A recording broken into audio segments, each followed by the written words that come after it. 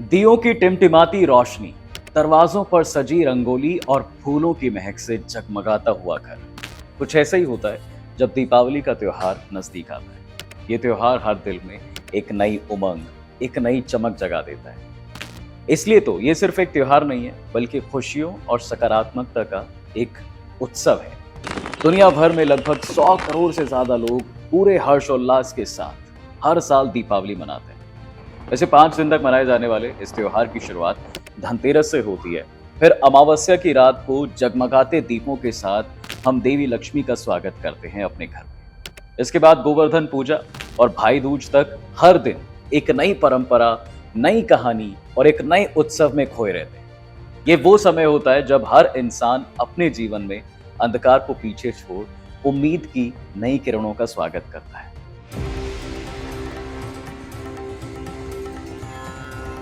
कहते हैं इस तिथि के दिन ही समुद्र मंथन से भगवान धन्वंतरी अमृत कलश लेकर दानवों और असुरों के सामने प्रकट हुए थे। यही वजह है कि इस तिथि को धनतेरस या धन त्रयोदशी तिथि के नाम से जाना जाता है। बता दें कि कार्तिक मास में कृष्ण पक्ष की त्रयोदशी तिथि थी और क्योंकि इस दिन भगवान धन्वंतरी समुद्र से कलश लेकर प्रकट हुए थे, इसलिए इस मौके पर खरीदारी करना भी अच्छा माना जाता है। अब इस शुभ मौके पर भगवान धन्वंतरी के साथ साथ देवी लक्ष्मी, धन के देवता कुबेर और मृत्यु के देवता यमराज की भी पूजा की जाती है।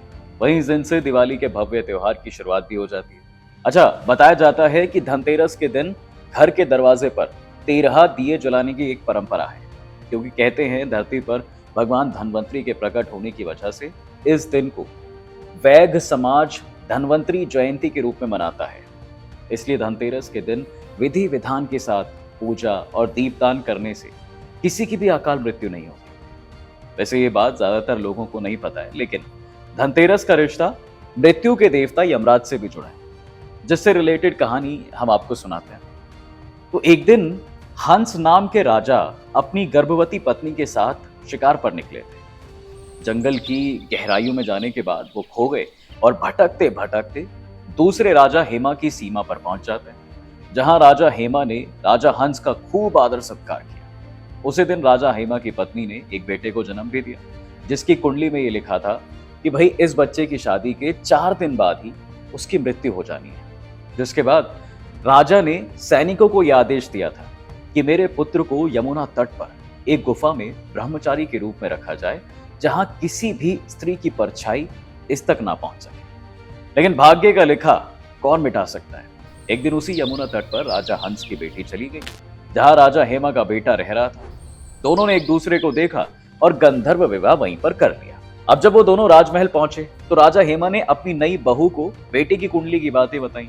सारी बात सुनकर नई बहू ने चालाकी करने की सोची। उसने कहा, पिताजी आप परेशान मत होइए, मेरे पास एक बहुत अच्छा समाधान है। जैसे ही रात हुई, बहू ने कमरे के बाहर खूब सारे सोने चांदी के जेवर और दीपक जलाकर वहां पर रख दिए। वहीं जब यमराज सांप का रूप लेकर राजकुमार के प्राण लेने आए तो उन्हें इस चकाचौंध से कुछ दिखाई नहीं दिया। जिसके बाद वो बाहर बैठकर पूरी रात अंदर चल रही कहानियां सुनते रहे। फिर सुबह होते ही यमराज ने राजकुमार के प्राण बख्श दिए। तो यही वजह है कि इस दिन यमराज के सम्मान में लोग दीपक भी जलाते हैं।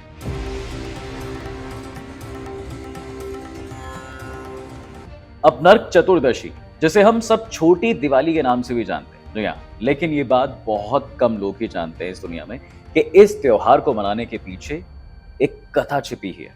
दरअसल द्वारका में भगवान कृष्ण अपनी 8 पत्नियों के साथ सुख से रह रहे, पर एक दिन देवराज इंद्र उनके पास आए और उन्हें नरकासुर नामक दैत्य के बारे में बताने लगे।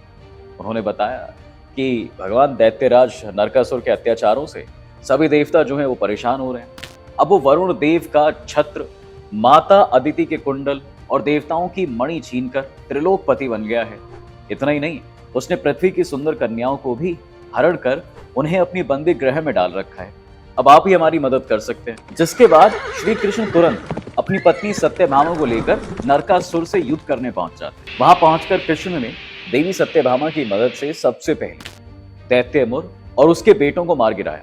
मुर दैत्य की मौत की खबर सुनते ही नरकासुर अपने सभी सेनापतियों और दैत्यों की सेना को साथ लेकर युद्ध के लिए निकल जाता है।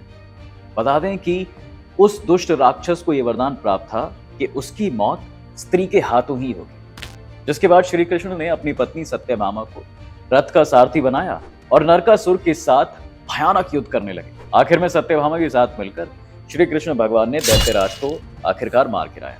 साथ ही उसकी कैद में जो बंद थी 16,000 स्त्रियों को भी मुक्त कराया। और जिस दिन भगवान कृष्ण ने नरकासुर का वध किया था उसी दिन कार्तिक माह की चतुर्दशी थी, इसलिए उसे नरक चतुर्दशी भी कहा जाता है।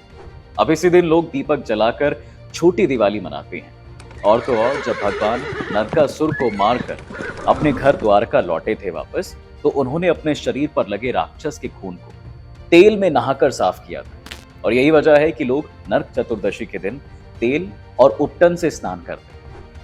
वैसे आपको बताते हैं कि देश के कुछ हिस्सों में नरकासुर का पुतला भी जलाया जाता है। जी हाँ, इन सब से अलग अब पश्चिम बंगाल में इस दिन को लोग भूत चतुर्दशी के नाम से मनाते हैं। उनका मानना है कि भाई इस दिन एक ही परिवार के 14 लोगों की आत्मा अपने घर वालों से मिलने आती है, इसलिए लोग अपने घर के बाहर 14 दिए जलाते हैं, जिससे उन पवित्र आत्माओं को रास्ता मिल सके और बुरी आत्माएं घर से दूर रहें।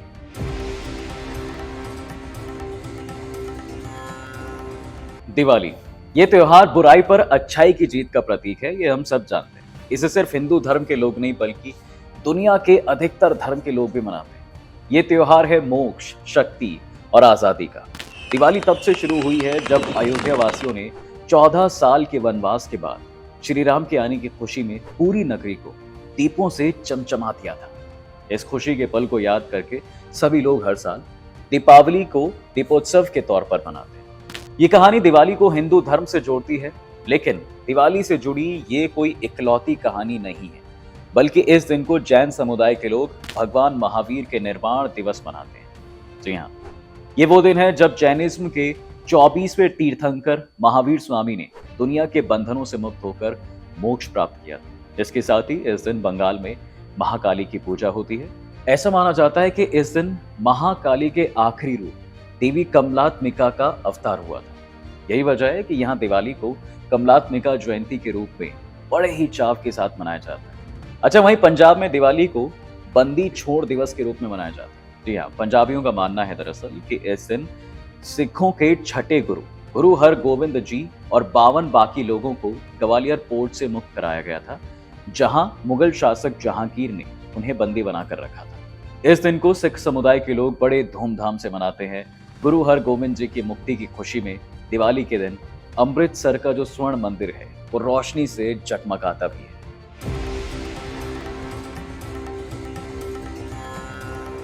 अब गोवर्धन पूजा के पीछे भी एक रोचक कथा बताई जाती है जो भगवान श्री कृष्ण से जुड़ी हुई। दरअसल कथा के अनुसार कृष्ण ने वृंदावन के लोगों को देवराज इंद्र के प्रकोप और बाढ़ से बचाने के लिए गोवर्धन पर्वत को अपनी एक कंक की उंगली पे उठाया था। यही वजह है कि यह त्योहार श्री कृष्ण के सम्मान में मनाया जाता है। इस दिन सभी के घरों में तरह तरह के पकवान बनते हैं और भगवान को मिठाइयों का भोग भी लगाया जाता है। लेकिन एक कथा ऐसी भी है जिसके बारे में ज्यादा लोग नहीं जानते। ये कथा है असुर के राजा बलि की, जिन्हें महाबली के नाम से जाना जाता है। कहते हैं कि राजा बलि असुरों के राजा होने के साथ साथ भगवान विष्णु के बहुत बड़े भक्त भी थे। अपने राज्य की सीमा को बढ़ाते हुए उन्होंने देवलोक को भी जीत लिया था, जिससे सभी देवता हैरान परेशान हो गए थे। और आखिर में तंग आकर देवताओं ने भगवान विष्णु से ही मदद मांगी। देवताओं की समस्या सुनकर विष्णु जी तुरंत उनकी मदद करने के लिए तैयार हो जाते हैं और धरती पर अपना 5वां अवतार लेते हैं, जो कि था वामन अवतार। खैर, समय आने पर जब राजा बलि ने एक यज्ञ का आयोजन किया और उसमें ये घोषणा की कि उनके दरवाजे पर आकर जो भी मांग की जाएगी वो उसे पूरा करेंगे, तो भगवान विष्णु अपने वामन रूप में वहां पर पहुंचते हैं और राजा बलि से 3 पग की भूमि की मांग की। उन्होंने पहले पग में धरती और दूसरे पग में आसमान नाप लिया। और जब बारी तीसरे पग की आती है तो राजा बलि ने अपना सिर झुकाकर उस पर अपना पैर रखने को उनसे कहा। जैसे ही नारायण का पैर महाबली के सिर पर लगा तो वो पाताल लोक चले गए। लेकिन असुरराज महाबली के इस समर्पण को देखकर भगवान विष्णु बहुत प्रसन्न हुए और उन्होंने राजा बलि को वरदान दिया था कि साल में एक बार वो धरती पर लौट सकेंगे और उस दिन उनकी पूजा की जाएगी। इसलिए आज आप दक्षिण भारत के इलाकों में गोवर्धन पूजा को बलि प्रतिपदा के रूप में मनाया जाता है।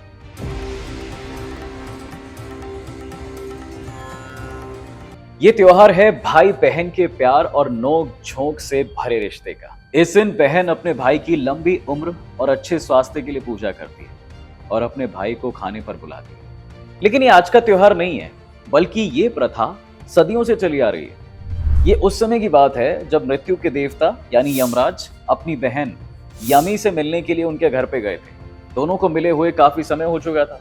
इधर यामी जो हर पल अपने भाई को याद करती थी, वो यमराज को अपने सामने देखकर बहुत खुश होती और माथे पर तिलक लगाकर अपने भाई का बड़े ही सम्मान के साथ स्वागत करती है। अब अपने भाई के आने की खुशी में यामी ने बहुत सारे पकवान बनाए, जिसे दोनों भाई बहन ने मिलकर बैठकर साथ में खाया। यमराज अपनी प्रिय बहन यामी के इस प्रेम को देखकर बहुत खुश हुए थे और घोषणा की थी कि जो भी भाई इस दिन अपनी बहन से तिलक लगवाएगा, उसे लंबी उम्र और समृद्धि मिलेगी। बता दें कि इस त्योहार को यम द्वितीया के नाम से भी जाना जाता है। कुछ कहानियों की अगर माने तो इस दिन भगवान कृष्ण नरकासुर वध के बाद अपनी बहन देवी सुभद्रा से मिलने भी गए थे, जहां देवी सुभद्रा ने तिलक लगाकर उनका स्वागत सत्कार किया और तभी से ये भाई दूज की परंपरा चली आ रही है। तो दोस्तों, आज की वीडियो में फिलहाल बस इतना ही। आपको ये वीडियो कैसी लगी हमें कमेंट करके जरूर बताइएगा। साथ ही वीडियो को लाइक और शेयर करना बिल्कुल ना भूलें।